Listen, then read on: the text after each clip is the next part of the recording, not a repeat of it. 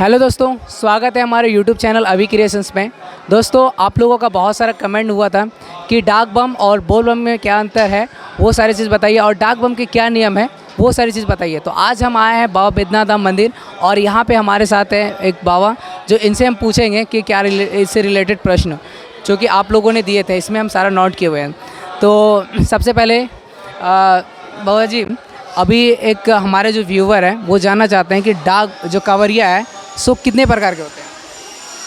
कांवर यात्रा दो प्रकार, कांवर एक प्रकार का होता है, दो भार जल होता है, एक भार जल दोनों तरफ जल होता है, और एक कांवर डाक बम होता है, वो पीठ पर आता है, वो 24 घंटे में आने वाला व्यवस्था है। वो 24 घंटा में आप आइएगा तब वो डाक बम सफल माना जाएगा, और नहीं आप सफल नहीं आ पाए तो वो असफल, आपका संकल्प बेकार हो गया, फिर से आपको वो दोहराना होगा। अच्छा, एक और प्रश्न है कि जो डाक बम है, जैसे सुल्तानगंज से जल उठाए तो जो संकल्प होगा वहाँ पे भी होगा और यहाँ पे भी होगा क्या? नहीं, केवल वहाँ डाक बम का संकल्प केवल वहाँ होता है, यहाँ नहीं होता है। मतलब कि जल उठा के संकल्प कराएंगे और सीधे वहाँ से चल देंगे। पहले ये व्यवस्था थी कि डाक बम को डायरेक्ट दर्शन का कार्ड बनता था, अब वो व्यवस्था ख़त्म हो गया। वो जिला प्रशासन यहाँ बैद्यनाथ धाम का बंद कर दिया है साइन बोर्ड।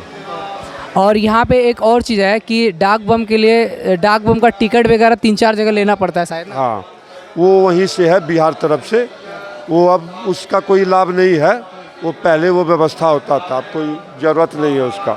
अरे वो टिकट क्यों लेना पड़ता था? वो मतलब डायरेक्ट दर्शन होता था उस समय, अब उसका कोई महत्व नहीं रह गया।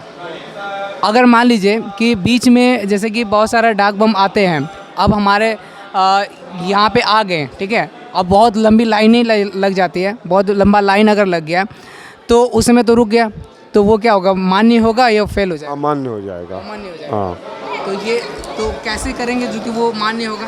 मान लीजिए कि उतना दूर से आए वो। 24 घंटा माँ के उनको दर्शन जल ढारने का नियम है।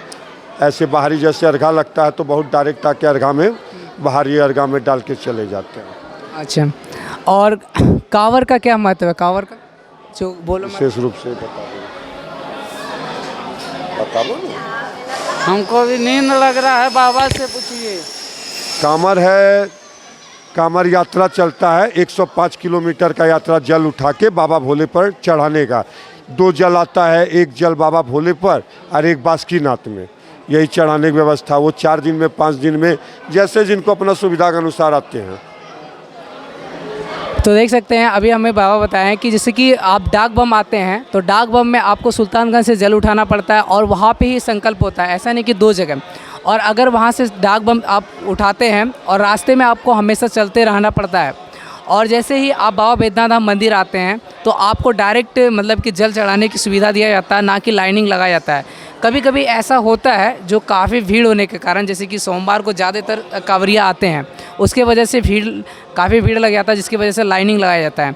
तो ये अच्छा, ये चीज़ बताइए, जो लाइनिंग लगाता है डाक बम का अलग लाइन होता है और कांवरिया का अलग लाइन होता है? नहीं, अब सब एक लाइन। पहले वो व्यवस्था था, लगभग आपका ये 2010 से पहले ये व्यवस्था था। डाक बम के लिए अलग कार्ड, वहाँ से जो कार्ड इशू होता था उसी के आधार पर यहाँ कार्ड बनता था, और डायरेक्ट दर्शन सोमवार हो या मंगल, प्रत्येक दिन डाक बम को डायरेक्ट होता था। लेकिन अब लाइनिंग स्टार्ट कर दी। अब लाइन स्टार्ट हुआ है, सब भीड़ में जाइए। तो देख सकते हैं कि पहले जो 2010 की बात बताएं, उस समय चीज़ का जैसे संकल्प लीजिएगा 24 घंटा में, तो 24 घंटा में ही चढ़ाना है ना, तो अब समय व्यर्थ हो गया तो ख़त्म हो जाता है उसका महत्व। तो देख सकते हैं जैसे कि आप लोग जो संकल्प होता है वहाँ पे, जब सुल्तानगंज में, तो वहाँ पे ये संकल्प किया जाता है कि आप ये जल को जो है 24 घंटे के अंदर बाबा के मंदिर में चढ़ाना है, ठीक है। लेकिन ऐसा नहीं हो पाता है क्योंकि भीड़ की वजह से, और जब भीड़ नहीं रहता तो मे भी आप लोगों को मिल भी जाता होगा। और इस बार क्या कुछ ऐसा सुविधा होने वाला है कि इस बार डाक बम का अलग कोई व्यवस्था? वो जिला प्रशासन बता सकता, वैसे तो कोई अभी सूचना नहीं यार, कोई अभी तो व्यवस्था जो था पहले वो तो बंद कर दिया, और भारी भीड़ हो गया है तो आशा नहीं है ऐसा कोई व्यवस्था प्रशासन करने वाली है। और इस बार कुछ मतलब कि जो कांवरिया के लिए कुछ और भी व्यवस्था यहाँ पे पहले से कुछ बेहतर होने वाला है क्या? वैसा तो नहीं, जो पुराना चल रहा था वही चल रहा है। सावन में स्पेशल थोड़ा व्यवस्था जो होता है, आपका बीएड कॉलेज तक पंडाल उंडाल बनाया जाता है। इस बार दर्शनिया में रोकने की व्यवस्था है। सोमवार के दिन जो अधिक भीड़ लगती है उसके लिए अधिग्रहण किया गया है। और वहाँ इस बार व्यवस्था है कि सारे यात्री जितना हो सोमवार को एक बार में भार ना पड़े इस लाइन में, इसीलिए वहाँ होल्डिंग पॉइंट बनाया गया है। और एक चीज़ और हमको यहाँ पे देखने को मिला कि यहाँ पे अभी जो धोबिया घाट है वहाँ पे काम हो रहा है, वहाँ पे क्या होगा? वो जो साफ़ सफाई कर रहा है वो नगर निगम का कोई योजना है। जितना भी शहर का तालाब सूख गया है सब तालाब सफाई हो रहा है। वो इस योजना से कोई श्रावण से लेना देना उसका नहीं है। ऐसे तो चारों ओर क्यू कम्प्लेक्स बनने की योजना है, लेकिन सरकार की लापरवाही के चलते नहीं बन पा रहा है। और भी अभी का मतलब श्रावणी को लेके आसपास कुछ ऐसा काम देखने को मिल रहा है क्या? वो 15 दिन पहले शुरू होगा लिपा पोती वाला काम। सरकार जिला प्रशासन का अपना काम होगा खाने खिलाने वाला। वैसा कोई काम अभी नहीं शुरू हुआ है। होता है सब, लेकिन एकदम नज़दीक में कि ऐसा बालू गिराया कि सब बह गया एकदम पानी के समय में। ऐसा ढंग से काम होता है। रंग किया, थोड़े दिन में उड़ गया, कहीं मारा कहीं नहीं मारा, जैसे तैसे काम हुआ। कोई ढंग का काम नहीं होता है। अभी से जैसे साइन बोर्ड बना उसका कोई मकसद पूरा अभी तक हो नहीं सका है। तो ये था श्रावणी का जो आपका क्वेश्चन था, और बहुत सारे जो क्वेश्चन मेरा रह गए तो वो देखिए, क्योंकि इनके अधिकार का ये प्रश्न नहीं है इसलिए ये इनको जवाब नहीं दे सकते हैं। जैसे कि आपने पूछे थे कि इसके महत्व के हिसाब से आरक्षण मिलना चाहिए, तो वो तो प्रशासन ही बता सकते हैं। तो क्योंकि इनके हिसाब से नहीं है।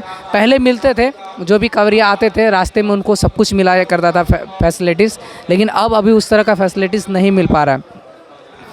और डाक बम को कहाँ कहाँ टिकट मिलता है, आपको ये जानकारी है? इसकी हमारी जानकारी नहीं, लेकिन बिहार में कोई व्यवस्था था पहले। अभी झारखंड में एक जगह खाली दुम्मा बॉर्डर के पास। हाँ, अब हमको वो जानकारी हमको पर्याप्त नहीं है। तो आज के लिए इतना ही। और भी किसी प्रकार से आपका क्वेश्चन रहता है तो ज़रूर कमेंट बॉक्स में बताइएगा, और कोशिश करेंगे हम आपके जो जानकारी है वो आपको पहुँचाएं। तो आज के लिए इतना ही, मिलते हैं अगले ब्लॉग में, तब तक के लिए बाय।